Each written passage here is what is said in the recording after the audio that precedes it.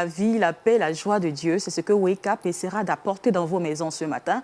Et pour ce faire, ce matin, vous aurez toutes les rubriques habituelles. Méditons ensemble, Culture Actu, Entreprendre, le Trick Box, le Saviez-vous et le verset boussole. Alors, pour Méditons ensemble, sur ce plateau, nous sommes avec le pasteur Kissi Brahima. Shalom, pasteur. Shalom.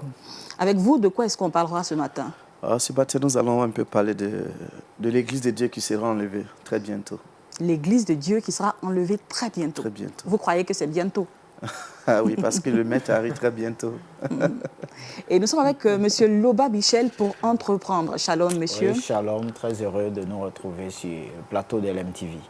Quel est le sujet qu'on abordera aujourd'hui avec vous? Alors, nous allons parler de l'entrepreneuriat dans le monde pour nous faire rêver et pour nous ramener à nos réalités propres pour que nous puissions entreprendre. Et nos chroniqueurs, comme tous les matins, sont là. Jean-Richard Nguessan, shalom. Shalom Nicole et bonjour à tous. Dans Culture Actu et le saviez-vous, de quoi est-ce qu'on parlera ce matin? Culture Actu va faire un peu entorse à sa tradition. Aujourd'hui, on va présenter une grande vedette du sport qui, par sa popularité, par ses connaissances de Jésus-Christ, essaie de gagner des âmes pour notre Seigneur. Et le saviez-vous, c'est toujours une surprise. Ah oui. Et les trucs et astuces avec Colombe, de quoi est-ce qu'on parlera dans le Trick Box? Nous allons parler de comment traiter les pieds enflés. Comment traiter les pieds enflés? Par les chaussures? Ça peut être par la marche, ça dépend. Ou encore les femmes enceintes qui ont les pieds qui s'enflent, est-ce que ça marchera pour elles? Tout à l'heure, vous saurez. Mais commençons tout de suite par Méditons ensemble.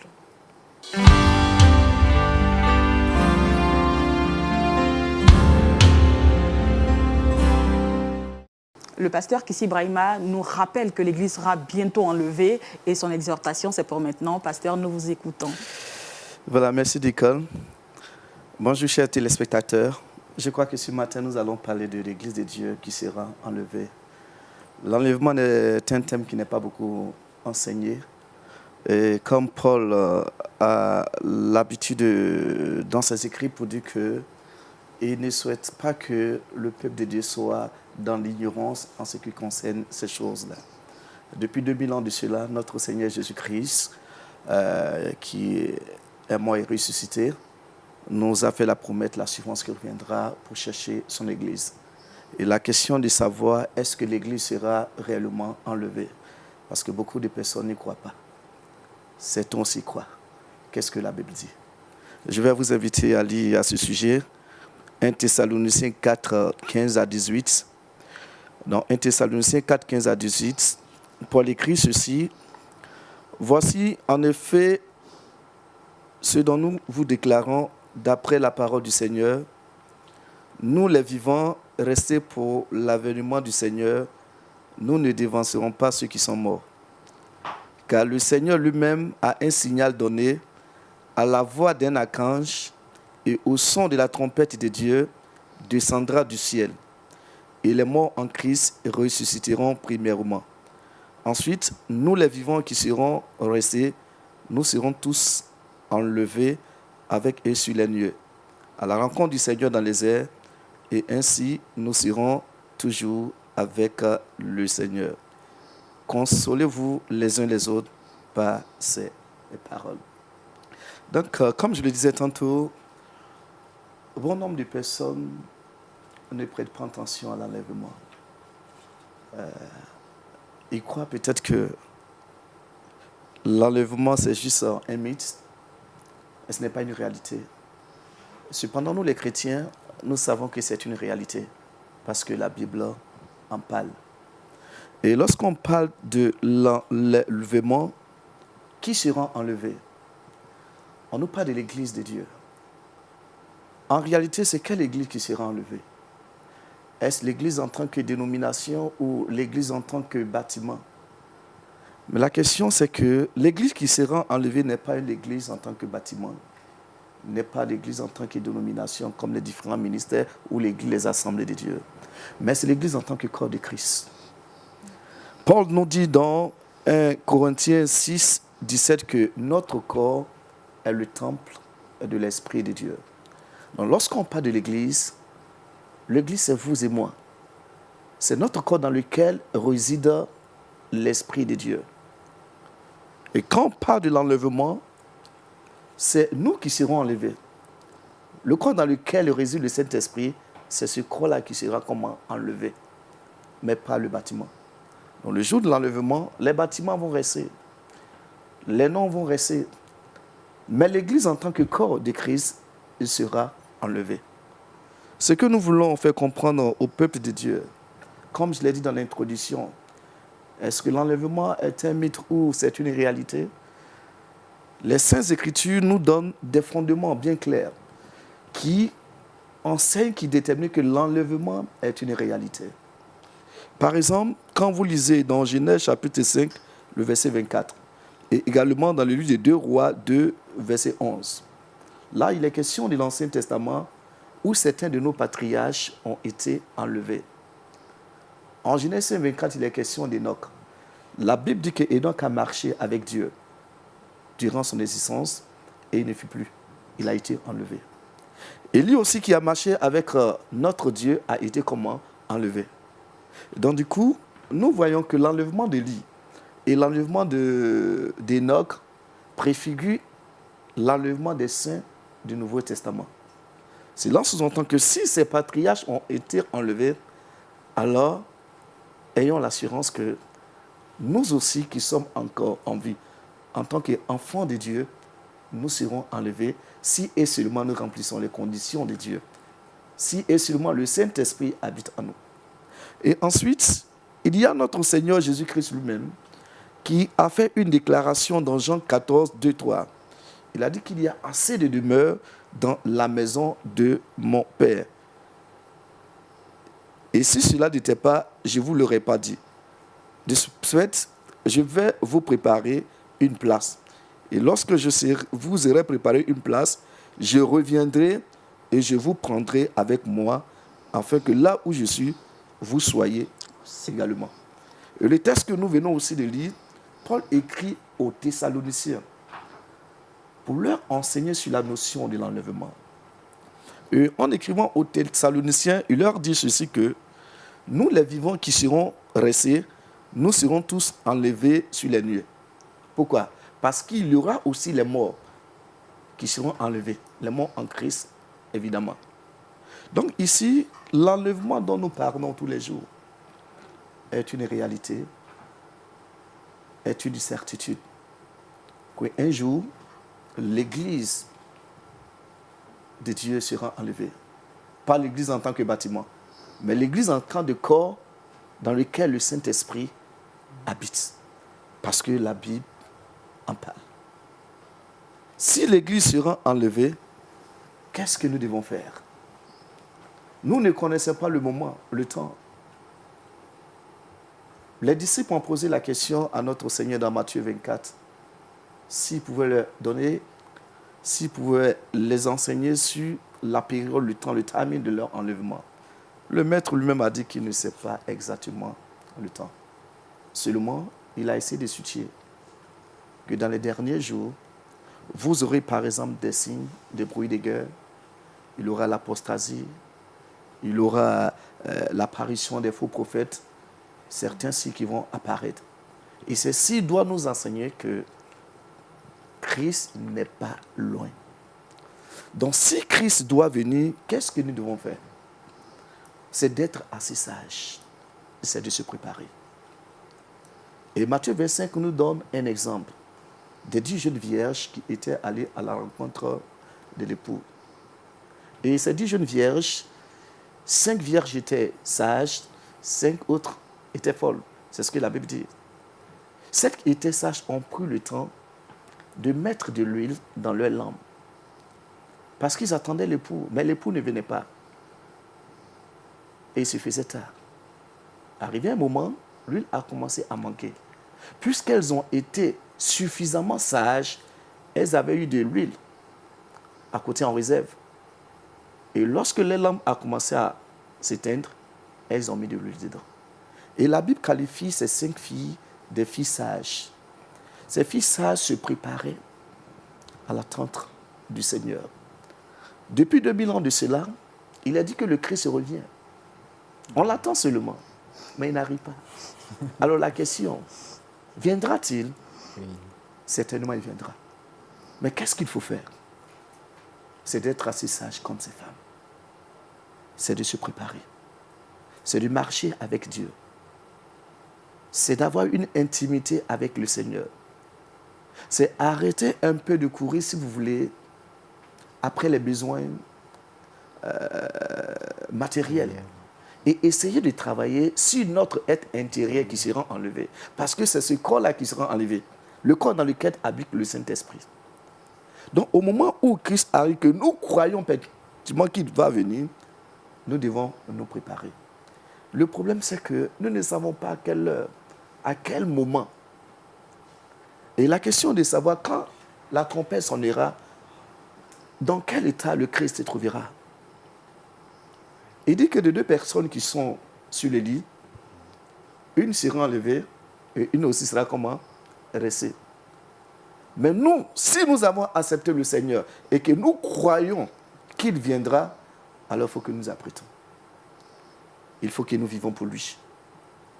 Il faut que nous soyons prêts. Parce qu'aujourd'hui où nous sommes, nous ne faisons que l'attendre. Parce qu'il dit, il viendra comme un voleur, nous ne savons pas quand. Et c'est ce que le peuple de Dieu doit savoir. Que pendant que nous sommes en train de courir après nos biens, n'oublions pas que cette prophétie aussi doit s'accomplir. Les chrétiens vivent comme si le Christ ne reviendrait pas. Les chrétiens sont beaucoup plus préoccupés par des choses matérielles. Les chrétiens sont beaucoup plus préoccupés par des prières que des soi-disant prophètes peuvent leur administrer afin de pouvoir être en possession d'un besoin quelconque. Cependant, ils oublient ce qui est le plus important. Ils oublient que leur cité n'est pas ici et qu'ils ont une demeure appelée la demeure céleste. Et que le Christ qui est mort, qui nous a promis, il reviendra très bientôt. Et Paul écrit aux Thessaloniciens sur la certitude de ces choses-là. Que oui, ce n'est pas un mythe, ce n'est pas une histoire drôle, mais c'est la pure vérité. Que Jésus-Christ reviendra très, très, très, très bientôt. Et les enfants de Dieu doivent se préparer pour l'attendre. Donc, les filles qui étaient sages dans Matthieu 25 étaient toujours prêtes. Il ne permettrait pas qu'un péché quelconque vienne les surprendre. Mais ils vivaient quotidiennement dans la présence de Dieu. Leur vie de tous les jours était liée à l'adoration. Donc, par moment, il faudrait que nous lisions ces passages afin que nous soyons soutiens que Jésus-Christ revient. Mais lorsqu'il reviendra, dans quel état te trouveras-tu? Dans quelle situation? Alléluia. Donc le peuple de Dieu doit se préparer pour cela aussi. Les enfants de Dieu doivent se préparer pour cela aussi. Pourquoi est-ce qu'il vient? Il vient pour prendre son église, comme je l'ai dit. Il ne viendra pas prendre l'église en tant que bâtiment, mais toi qui es son fils. Et lorsqu'il viendra, la Bible nous dit que nous irons dans les airs. Les morts d'abord vont ressusciter et ensuite les vivants. Puisque nous ne sommes pas morts, nous sommes des vivants, nous sommes encore en vie. Donc certainement, s'il vient aujourd'hui, si nous sommes dans son plan, nous serons enlevés. Et pendant 7 ans, nous allons séjourner dans les airs. Mais qu'est-ce qui se passera sur la terre? Je crois que le peuple aussi est informé sur ce qu'on appelle la tribulation, la grande tribulation. De ce qu'après que l'Église soit enlevée, il y aura le règne aussi d'un certain Antichrist. Donc je crois que Dieu nous aime, que Jésus nous aime. Et il ne voudrait pas que nous soyons des témoins oculaires de l'Antichrist. Oui. Nous ne voulons pas le voir. Nous ne voulons pas traverser la souffrance. Souvent, nous entendons certains de nos bien-aimés dire que oui, je sais que les paroles de Christ sont vraies, mais la situation que nous traversons là m'empêche de vivre selon les normes de Christ. Mais ce que nous oublions, si la situation que vous traversez vous empêche de vivre selon les normes de Christ, laissez-moi vous dire que la souffrance à venir pendant le règne de l'Antichrist ne peut pas être comparée à la souffrance que nous traversons aujourd'hui. Jésus-Christ qui sait toutes choses, il ne voudrait pas que nous soyons victimes. Il ne voudrait pas que nous aidions à subir le martyre de l'Antichrist. Mais à cause de l'amour qu'il a pour nous, il voudrait que nous marchions avec lui. De telle sorte que, à n'importe quel moment où la trompette sonnera, alors ce corps dans lequel le Saint-Esprit habite puisse être enlevé. Et c'est ce que le peuple de Dieu doit faire. C'est ce que les enfants de Dieu doivent faire. Être suffisamment sages parfois. Essayer de lire un peu les apocalypses, les prophéties qui parlent de l'enlèvement, afin d'appliquer notre vie dans ce contexte. Alléluia. Si nous ne vivons pas selon la volonté de Dieu et que nous ratons l'enlèvement, alors ça sera une souffrance pour nous. Donc nous voudrons inviter, dire au peuple de Dieu, oui, il est bien de prier, que Dieu nous bénisse, que Dieu ouvre les portes, mais n'oublions pas que le maître de l'église revient très très très bientôt pour venir chercher son église. Seras-tu pour aller aussi? Donc après, nous préparons pour pouvoir aller avec le maître. C'est les autres actions de ce matin. Merci, pasteur. Donc, nous attendons le Seigneur depuis plus ou moins 2000 ans et certains chrétiens se demandent, mais est-ce qu'il finira par arriver, ce Seigneur, ce Jésus? Et le pasteur Kissi Brahima nous assure ce matin que certainement, Jésus reviendra et c'est bientôt. Mais pasteur, vous dites quelque chose, vous dites que ce qui préoccupe le Seigneur, ce n'est pas le bâtiment, mais c'est nos âmes et nos corps, pour ceux qui seront vivants, bien sûr, qui seront enlevés en un clin d'œil, comme le dit la Bible.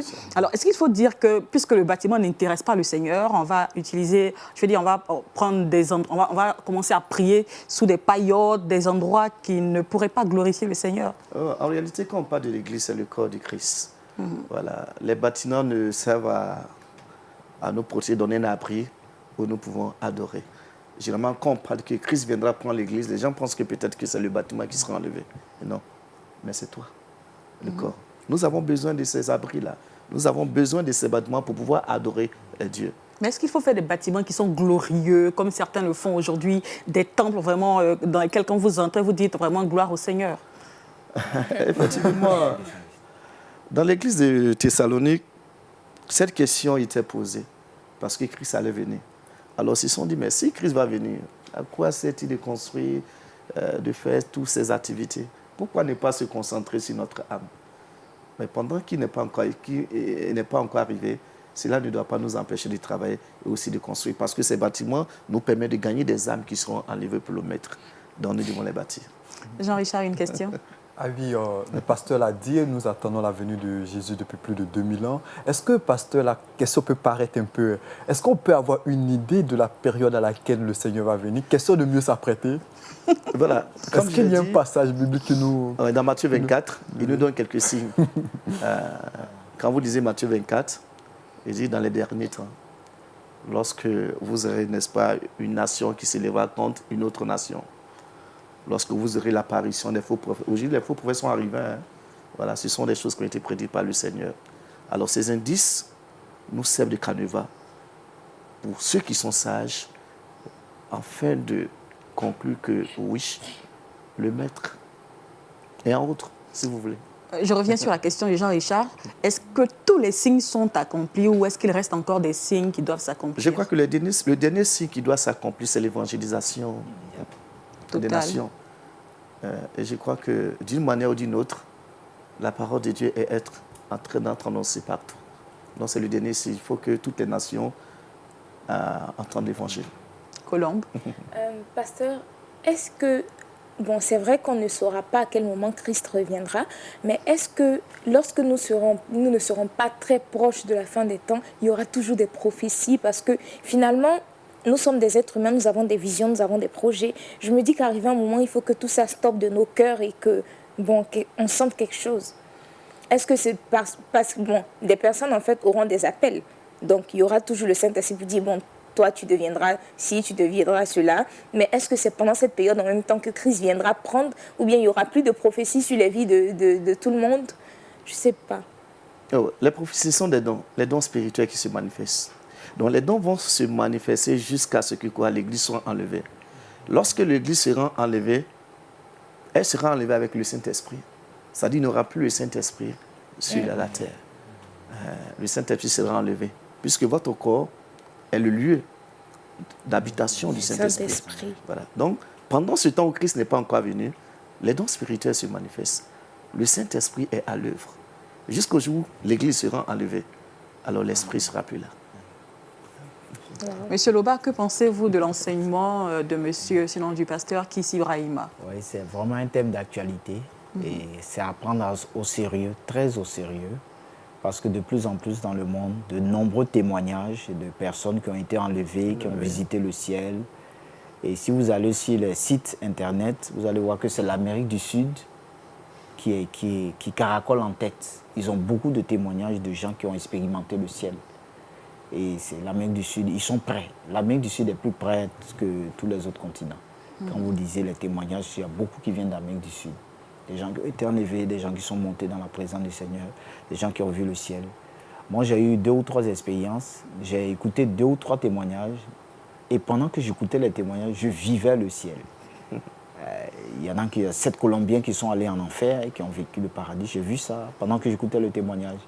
Puis il dit, ah Seigneur, vraiment, si je ne suis pas enlevé, vraiment, je n'aurais pas de raison pour me défendre. Donc, c'est d'actualité et le pasteur insistait sur la préparation. C'est l'esprit d'adoration, l'esprit d'amour pour le Seigneur, l'intimité avec Dieu.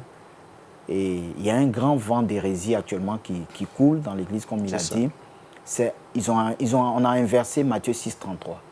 On dit, cherchez premièrement le royaume des cieux, sa justice, et toutes choses vous seront données. Aujourd'hui, il y a cette tendance à chercher toutes choses qui seront données. Et puis on oublie le royaume. La course vers le matériel, l'évangile de prospérité. C'est vraiment une doctrine qui est en train de perdre beaucoup d'âmes. Et nous devons faire très attention. Parce que nous nous attachons aux choses matérielles pendant que le Seigneur veut nous enlever vers sa cité. Alors j'ai une fois aussi réfléchi sur ça. Ça fait 2000 ans qu'il construit une cité. Mais c'est extraordinaire ça, 2000 ans. S'il revenait, on peut essayer d'imaginer déjà 5 ans pour construire une maison, d'accord, 10 ans, mais plus de 20 siècles. C'est sûr que ce sera merveilleux aussi. Ça sera très merveilleux. Alors, pasteur, vous allez prier pour nous, vous allez nous permettre, donc, vous allez demander au Seigneur qu'il permette à chacun d'être prêt, même s'il est vrai qu'en partie, cela dépend aussi de chacun, de la décision de chacun. Nous voulons, notre Père, notre Dieu, nous recommander entre tes mains. Seigneur, nous avons entendu ta parole, que tu es le roi qui revient très bientôt pour chercher ton Église.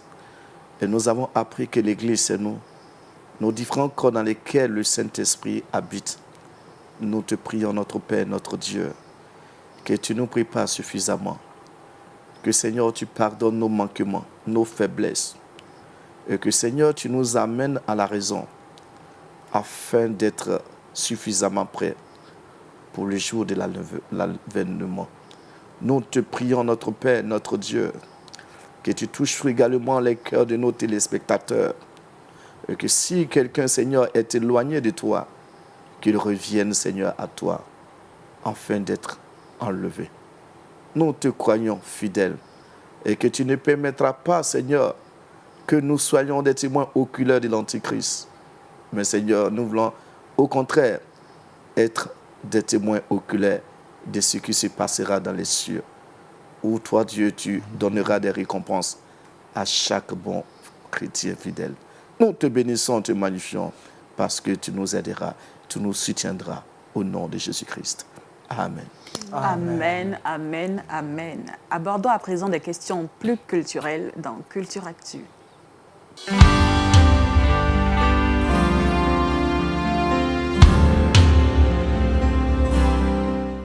Alors Jean-Richard, nous t'écoutons pour la découverte culturelle. Aujourd'hui, je le disais d'entrée de jeu, on va fouler au pied un peu notre tradition pour présenter une grande gloire de la scène sportive. Son nom, c'est Stephen Curry. Le 14 mars dernier, il a célébré 30 ans et on a décidé de présenter cet athlète-là qui évolue du côté des États-Unis. Pourquoi avons-nous décidé de présenter Stephen Curry? Parce que c'est un athlète, un basketteur qui utilise sa célébrité, sa notoriété et sa fortune pour la promotion de l'évangile de Jésus-Christ.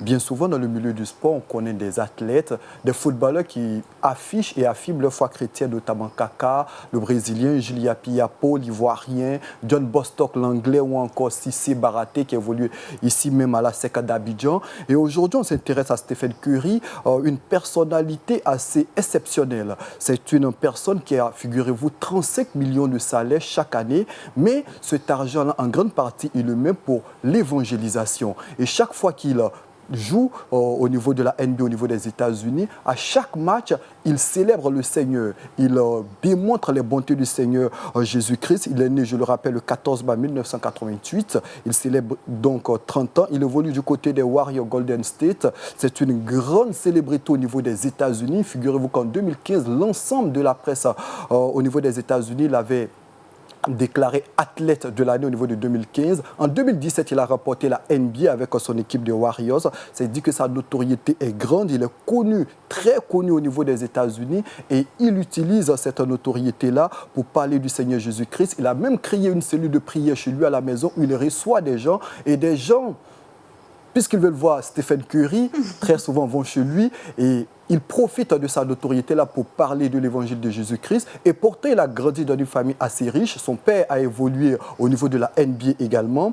Il y a ses frères qui ont évolué également au niveau de la NBA. Il a fréquenté les bonnes écoles au niveau des États-Unis. Il a fait l'université. N'empêche que dans cet environnement assez glorieux, il célèbre le Seigneur. Il montre les bontés du Seigneur. On sait qu'au niveau des États-Unis, au niveau du basketball, très souvent, les tatouages ont pignon sur eux, les belles voitures, les belles femmes ont pignon sur eux, mais Stephen Curry est quelqu'un qui est marié depuis 2011, qui, en février dernier, a eu son 3e enfant. Il invite ses partenaires à la rencontre de Jésus-Christ. Il fait la promotion de Jésus-Christ. C'est exceptionnel. Et c'est cet athlète-là qu'on tient à présenter aujourd'hui. Comme quoi on peut utiliser notre popularité, notre célébrité, notre notoriété, notre argent pour célébrer le Seigneur et pour gagner des âmes en Jésus-Christ. En tout cas, merci pour ce portrait. Et, pasteur, on voit quelqu'un qui est chrétien, mais quand même, je veux dire, pour arriver à ce niveau-là, il a fallu qu'il recherche quelque part la célébrité. C'est ça. Je crois que Dieu nous a donné tous des talents, des dons. Et c'est donc que nous soyons païens ou chrétiens, le talent que nous avons vient de la part de Dieu. Et une fois que nous recevons Christ, Christ les sanctifie pour sa cause. Malheureusement, ce que nous constatons de nos jours, c'est de voir certaines célébrités essayer de rencontrer Christ, mais qui n'emboîtent pas la volonté du Maître. Oui, c'est la triste réalité. Sinon, les célébrités sont des personnes sur lesquelles nous pouvons compter pour pouvoir gagner le maximum de personnes à Christ. Malheureusement, certaines des célébrités ne font pas la volonté de Dieu. Ils utilisent le titre enfant de Dieu, mais ce qu'ils font ne glorifie pas le nom de Dieu. Et je crois que notre bien-aimé est un exemple à imiter. Monsieur Loba, pensez-vous qu'il soit impossible de vivre sa vie chrétienne et puis d'être quelqu'un de célèbre? C'est-à-dire que, est-ce que vous, comme le pasteur, vous pensez que des fois, la célébrité, les gens utilisent le nom du Seigneur pour dire « je suis enfant de Dieu » devant tout le monde, mais en réalité, derrière, ils font d'autres choses? Bon, on peut vivre sa vie chrétienne, tout dépend de comment on a commencé et comment on a rencontré le Seigneur. Si ce n'est pas une foi superficielle, comme Stephen Curry, je ne savais pas qu'il était chrétien jusqu'à... Mais je l'avais trouvé différemment, parce que moi, je suis un friand de basket NBA. Son style, l'absence de tatouage, sa simplicité. Et puis quand j'ai appris qu'il était chrétien, bon, c'est vérifié. Donc, il est possible. Ah oui, Stephen Curry, il était 2 fois champion de la NBA, je le rappelle, en 2015 et en 2017, 3 fois champion de la conférence Ouest, sportif de l'année 2015, sportif de l'année 2016, sportif de l'année 2017. Assez de titres, mais il reste humble, il reste quelqu'un qui parle de Jésus-Christ avec passion, et c'est cet athlète-là qu'on présente aujourd'hui. Nous assurons donc qu'il y aura des personnes qui se multiplieront sur la planète, qui porteront cette célébrité-là, mais qui permettront, enfin, qui l'utiliseront pour servir le Seigneur. Voilà. Nous passons maintenant à entreprendre.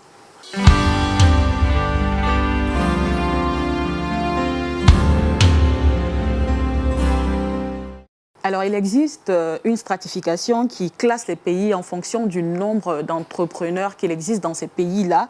Et c'est ce dont nous parlons aujourd'hui avec M. Loba Michel, directeur d'études. Alors, M. Loba, qui est-ce qui a fait cette stratification-là? Alors, c'est vraiment une étude intéressante parce qu'aujourd'hui, ensemble, avant que je réponde, on veut voyager dans le monde pour simplement vous dire que vous avez le droit d'entreprendre, vous devez rêver, oser, vous devez entreprendre. Alors, c'est Global Entrepreneurship Monitor. Vous savez, il y a beaucoup d'organismes qui travaillent dans le monde. Il y a aussi la plus célèbre qu'on connaît dans le monde, la Banque mondiale, qui font ces études-là juste pour susciter cette fibre en vous. Et quels sont les critères sur la base desquels ces études sont faites? Alors, donc, ils travaillent à partir des universités. Et donc, les critères, ce sont des critères économiques, bien sûr. Alors, donc, le premier critère, c'est la dynamique de l'entrepreneuriat dans le pays, le revenu, la fiscalité, comment est-ce que l'État accueille, comment est-ce que l'État crée les conditions pour qu'on puisse entreprendre.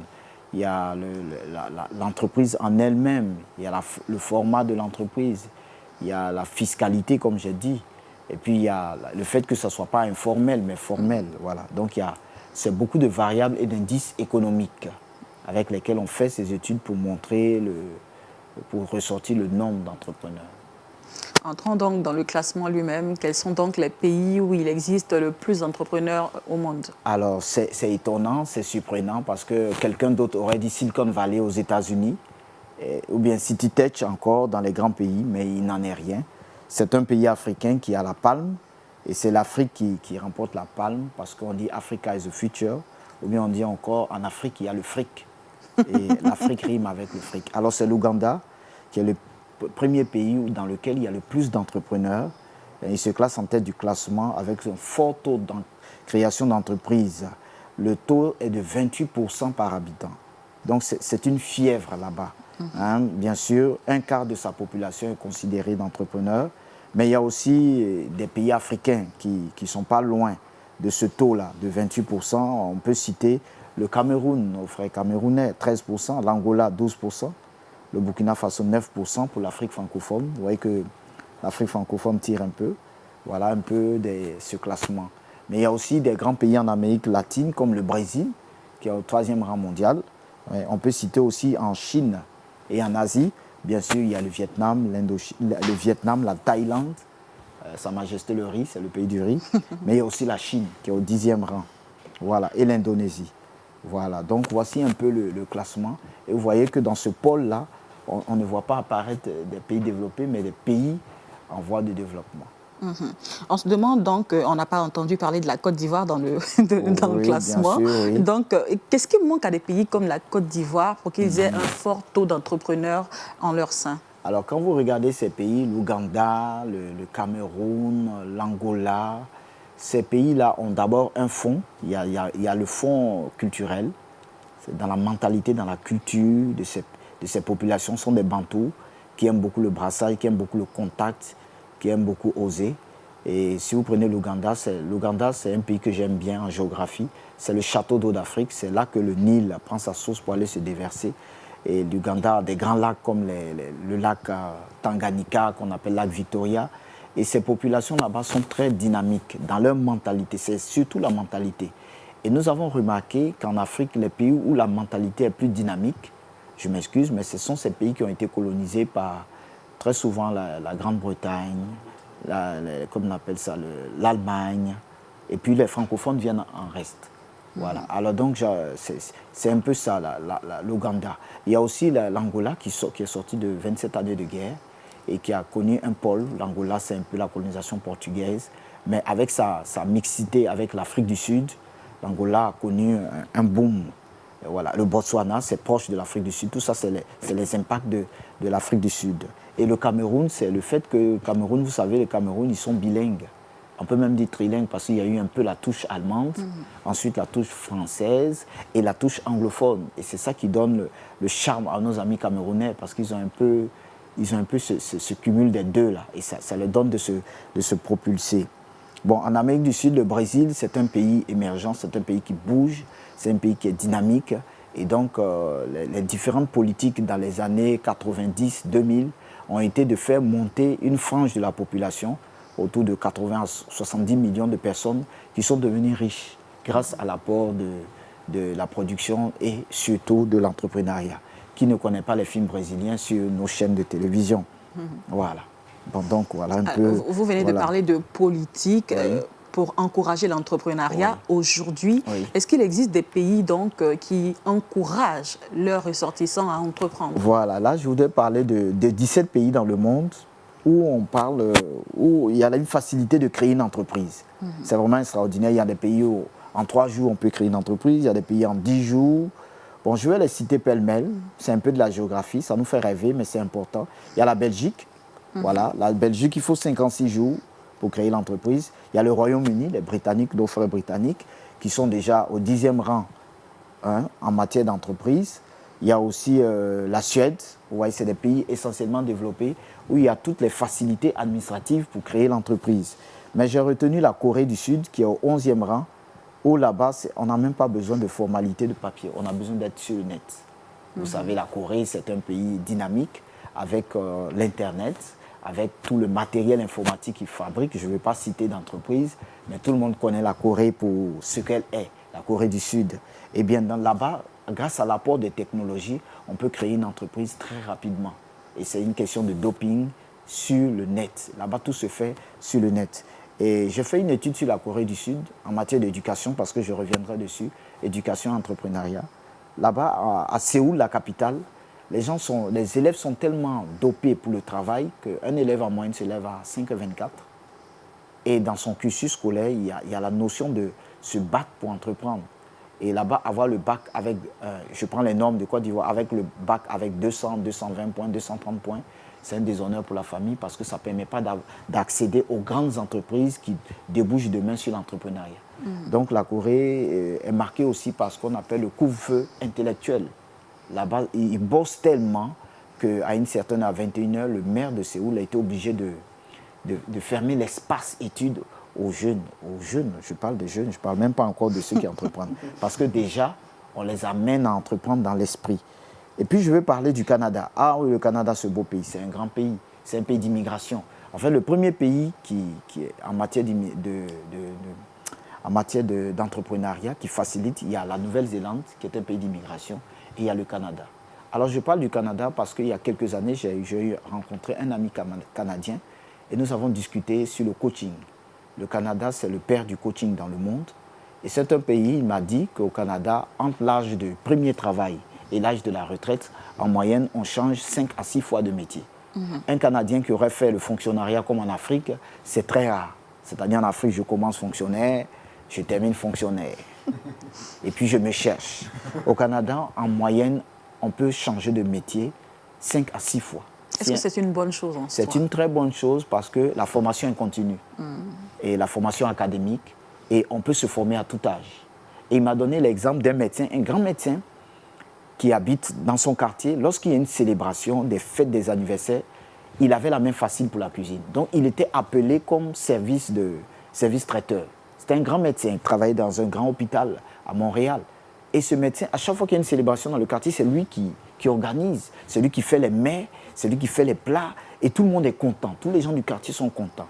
À force de faire les célébrations, ses amis ont dit, mais est-ce que si tu faisais une équivalence en cuisine, en cordon bleu, pour que tu deviennes un chef cuistot? Parce que tu as tous les traits d'un chef cuistot, il ne reste que le papier, le diplôme, et puis pourquoi pas entreprendre. Eh bien, ce médecin a fait une formation, une équivalence, et puis il a commencé à créer des restos. À l'époque où il me parlait, c'était en 2012 que j'avais croisé mon ami qui vit là-bas. Il m'a dit que ce médecin avait une chaîne de restaurants, de 8 restaurants. Donc en plus, c'était un grand médecin. On sait ce que c'est être médecin en Amérique du Nord parce que ça coûte cher, ça vaut de l'argent. Mais il avait une chaîne de 8 restaurants.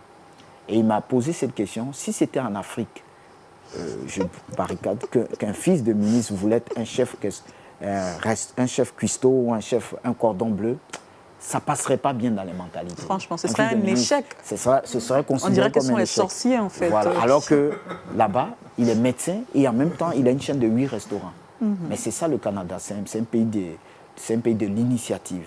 Et j'aime bien ce pays parce qu'ils aiment l'initiative. Il y a une forte immigration parce qu'ils profitent du brassage des populations pour encourager l'initiative. Et dans le Canada, c'est le deuxième.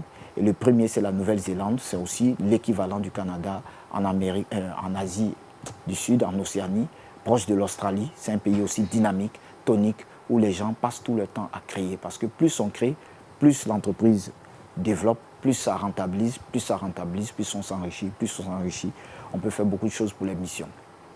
Donc voilà un peu ce que je voulais apporter. Et maintenant, pourquoi donc ce voyage dans le monde? Tout simplement, non seulement pour que nous puissions rêver, parce que c'est possible, mais ce voyage dans le monde pour montrer que c'est Africa is the future. Et que là où il y a le plus de possibilités d'entreprendre, c'est en Afrique, parce qu'on n'a pas encore atteint le niveau de développement du Canada, de la Nouvelle-Zélande, des États-Unis. Donc il y a tellement de choses à développer ici que j'avais un ami qui avait ce sens de l'entreprise. Il dit, mais ce n'est pas possible qu'il y ait la possibilité d'entreprendre partout. Il dit, lui, c'est comme un scanner qu'il avait. Il dit, quand il marche tous les 5 mètres, il voit une entreprise. Par exemple, quand il marche, il voit une femme qui est en train de faire du claquot, excusez-moi le terme. Mais lui, il voit déjà une baraque bien sophistiquée, avec un claquot moderne, service traiteur, tout, service... Ouais. Donc, il faut moderniser les choses. Il faut sortir de l'informel au formel. Et ça va créer beaucoup d'emplois, ça va générer beaucoup d'emplois. Donc les idées sont déjà là, les activités sont là, oui. Maintenant il faut les moderniser. Il faut les moderniser et il faut oser. Parce que pour pouvoir les moderniser, on a peur on veut rester au même stade de la femme qui vend le claquot, qui a ses 10 000 francs par jour, alors que si elle modernise, elle peut multiplier ses pôles de vente. Elle peut ensuite avoir une baraque bien sophistiquée, qui fait moderne, qui fait bien chic avec le quartier. Et puis elle peut rentabiliser en se démultipliant dans la commune. Donc voilà un peu des exemples. Jean-Richard a une question. Oh, pas véritablement. Pas véritablement. Colombe. Pasteur, votre regard un peu sur ce que dit le directeur d'études, M. Loba. Ouais, je crois que il a pris l'exemple des pays anglophones. Et j'ai fait des études en théologie à Accra. Et ce que j'ai constaté, c'est qu'il y a à Accra, il y a des facilités pour que ces jeunes puissent, n'est-ce pas, entreprendre. Mais dans les pays francophones, on n'a pas cette facilité-là. Donc je crois que si nos autorités peuvent essayer de jeter un regard pour que ces jeunes puissent entreprendre, les laisser l'opportunité de pouvoir entreprendre, je crois que cela ferait du bien à nos jeunes gens. Sinon, les idées, ils en ont assez. Ils en ont assez. Merci, M. Loba. Maintenant, après entreprendre, passons au trick box.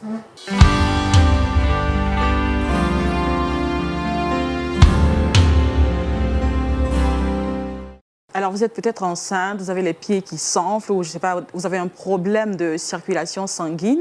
Comment se débarrasser de ces pieds-là qui s'enflent? Colombe a toutes les solutions ce matin. Bonjour Nicole, bonjour à tous. Et je suis contente de savoir que cette astuce aujourd'hui va nous permettre de pouvoir sortir surtout pour entreprendre.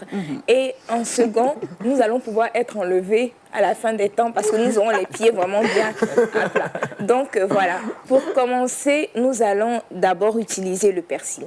Alors le persil contient une très grande quantité de magnésium et de calcium qui lutte contre l'inflammation des pieds, des chevilles et partout encore où on peut avoir des douleurs. Mais en fait, généralement quand nos pieds sont enflés, on pense que c'est le sang qui se coagule et tout. Mais non, c'est l'eau que l'organisme n'a pas pu rejeter justement, qui est allée se condenser quelque part. Donc voilà, le persil pourra aider en première astuce. Et ensuite, nous avons le sulfate de magnésium, qui est, je sais pas, en fait, c'est un peu comme du sel. Et son second nom, c'est le sel d'Epsom. Donc, il s'utilise en fait pour un bain. Donc, on prend 2 tasses de ce sulfate-là, qu'on met dans de l'eau tiède, et on fait un bain de pied avec tout simplement. Un bain de pied, comment? Bon, on met dans une bassine d'eau tiède, et 2 tasses qu'on remplit de sulfate, et on met à l'intérieur. On met le pied à l'intérieur et on laisse... On plonge le pied dans la solution. Et on laisse reposer. Combien de temps? Bon, 20 minutes minimum. Voilà. Et donc, nous avons aussi le citron que nous pouvons utiliser avec le miel, mais il se consomme, il est buvable Donc, pas de bain de citron et de miel. Il est buvable. Et voilà, ça apporte une solution pour nous désenfler les pieds, pour vraiment être prêt pour être enlevé surtout. Parce que moi, c'est ce qui me tient à cœur aujourd'hui. Il faut être enlevé. Voilà, c'est ça. Donc, voilà. Est-ce que les pieds enflés vont nous empêcher de monter pendant que mais tout ça, ça fait partie du corps. Pasteur, elle a une préoccupation, elle veut être enlevée, elle estime que les pieds enflés vont empêcher qu'elle monte lorsque la trompette va sonner.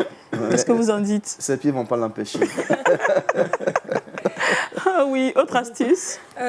Bon, non. Il y a carrément, si je dois rajouter d'autres qui ne sont pas mentionnés sur la liste, nous avons les dents de lion, pour ceux qui ne connaissent pas, qui s'appellent aussi le pissenlit. Ce sont des feuilles, en fait, qu'on peut faire bouillir et aussi on en fait un bain. On laisse les pieds reposer à l'intérieur tout simplement. Et pendant 20 minutes minimum, c'est bon, ça ira. Donc, récapitulatif. OK. Donc, en premier, nous avons le persil. En second, nous avons le sulfate de magnésium. Après, nous avons le jus de citron et le mélange avec le miel. En dernier, nous avons le pissenlit, qui est encore appelé dent de lion. Donc, retenez aussi, après toutes ces astuces, que vos pieds qui semblent ne vous empêcheront pas de monter lorsque le Seigneur sonnera la trompette. Nous partons maintenant pour le saviez-vous.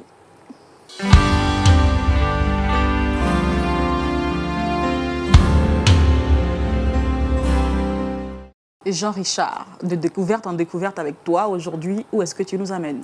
Aujourd'hui, je parlerai tout simplement de traduction de la Bible. Les sociétés bibliques du monde ont livré pour 2018 l'état des lieux au niveau de la traduction biblique.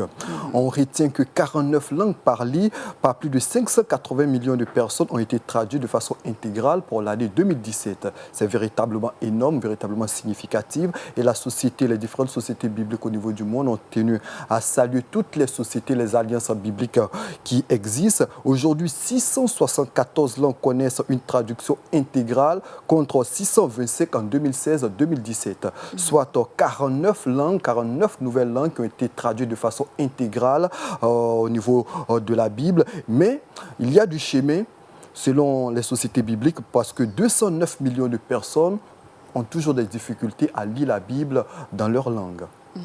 209 millions de personnes. Donc, qui ont des difficultés à lire la Bible. Donc, c'est un frein à l'évangélisation qui doit être total pour que le Seigneur revienne. N'est-ce pas, pasteur? Oui, oui. Monsieur Loba, votre regard sur ce que vient de dire notre confrère? Oui, exactement. C'est important que ça soit traduit parce que ça fait partie du message du Seigneur. Parce qu'il a dit c'est quand l'évangile aura atteint la plénitude de la terre que le Seigneur serait revenu. Donc c'est une très bonne chose de traduire, c'est une bonne chose à encourager. C'est une bonne chose dans laquelle on doit investir des moyens. Et nous encourageons à ceux qui ont les moyens, aussi petits que grands, à le faire. En tout cas, c'est important de voir. On a aussi la traduction de films, des fois, où on voit Jésus parler minant, Jésus parler malinqué, Jésus parler bêté. C'est vraiment intéressant de savoir que Dieu peut parler dans notre langue et donc ça facilite l'évangélisation. Effectivement, il y a l'Alliance biblique au niveau du Burkina qui réalise également de très belles choses. Là-bas, le Gourossi, qui est une langue très parlée également au niveau du Burkina, qui a été traduite. Il y a d'autres langues telles que le Moré qui ont été traduites. Donc, c'est quand même très intéressant de voir que la traduction de la langue progresse. Il faut retenir tout simplement, Nicole, qu'aujourd'hui, 674 langues connaissent une traduction intégrale contre 625 en 2007-2017 et des pays tels que le Burkina Faso, il y a une traduction assez forte de la Bible dans ce pays-là avec des langues telles que le Gourossi, telles que le Moré qui sont traduites. Donc, nous saluons l'Alliance biblique du Burkina et d'autres pays dans le monde entier qui font de belles choses pour la promotion de la parole de notre Seigneur. Merci Jean-Richard. Colombe, quel verset devrait nous conduire durant toute cette journée? Alors, ce verset est issu du livre de Genèse, chapitre 5, verset 24, qui dit « Enoch marcha avec Dieu, puis il ne fut plus, parce que Dieu le prit. » Dieu le prit. Oui, Dieu le prit. Il fut enlevé avant même le temps. Donc c'est possible que vous soyez enlevé avant le temps de l'enlèvement, bon, On d'une l'espère. façon ou d'une On autre. l'espère. Nous prions, en tout cas, nous prions pour vous, nous vous encourageons à rester proche du Seigneur qui revient bientôt. Comme l'a dit le pasteur, il faut vraiment rester ferme, rester dans la présence du Seigneur, parce que le plus important, c'est notre âme et notre esprit qui sera enlevé, et notre corps aussi qui sera enlevé dans la présence de Dieu. Restez sur Lumière du Monde Télévision, la vie chez vous.